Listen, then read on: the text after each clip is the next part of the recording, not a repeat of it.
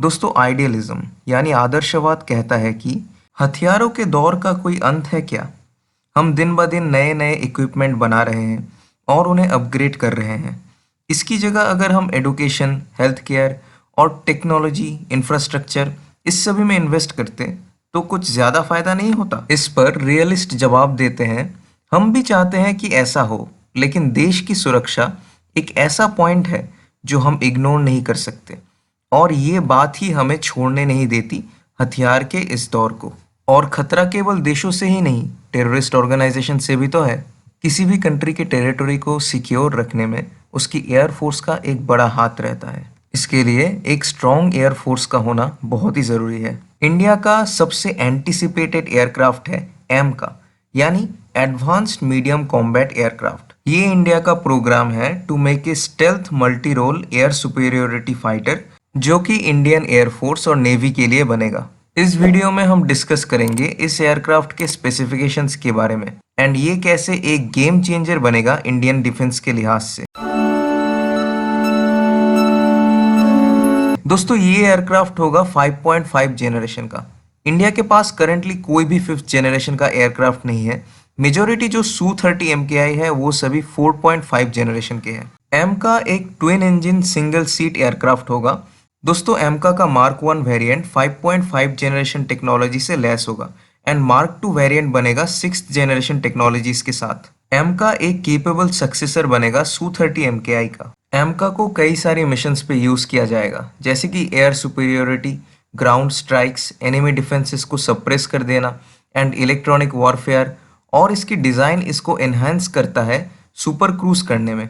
Super cruise का मतलब है आफ्टर बर्नर्स का यूज ना करते हुए हाई स्पीड अचीव करना।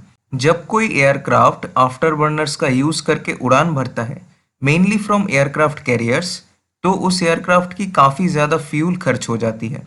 लेकिन सुपर क्रूज केपेबल एयरक्राफ्ट में ऐसा नहीं करना पड़ता। और तो और इसके पास लो राडार क्रॉस सेक्शन की एबिलिटी भी रहेगी, जो इसे स्टेल्थ बनाएगा। एंड अगर India super cruise capable aircraft बना लेता है तो ये इंडिया को वर्ल्ड स्टेज पे 8th कंट्री बनाएगा जिसने डोमेस्टिकली इस टेक्नोलॉजी को इन्हेंस किया।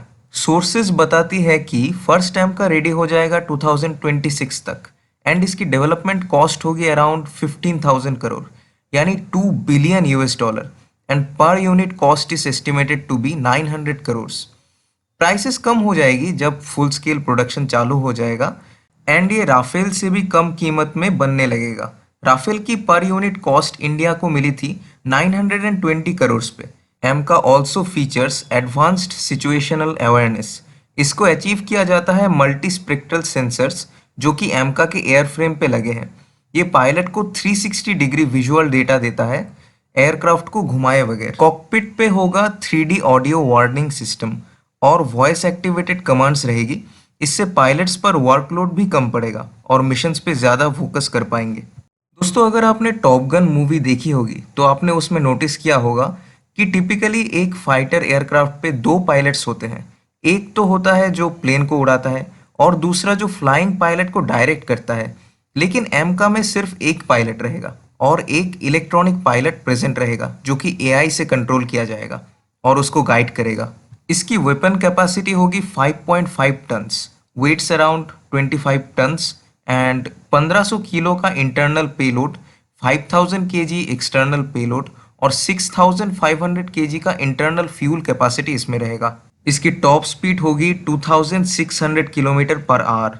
इसके पास 23 मिलीमीटर की कैनन और 14 हार्ड पॉइंट्स रहेगी एंड 1620 किलोमीटर तक की इसकी कॉम्बैट रेंज होगी। दोस्तों, अभी बात कर लेते हैं कि कौन कौन सी मिसाइल्स एम का कैरी कर पाएगा।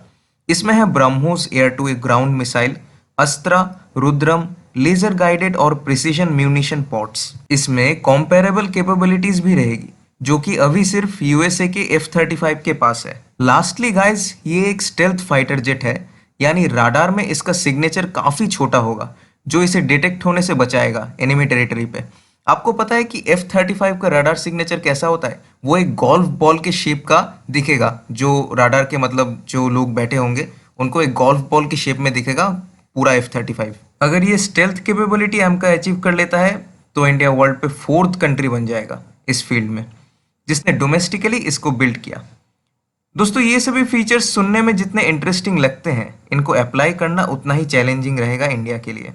तो ये था हमारा होल डिस्कशन प्रोजेक्ट एमका को लेके। I hope you enjoyed this video, and if you enjoyed, share this video and subscribe to Information Diaries. Thank you. जय हिंद।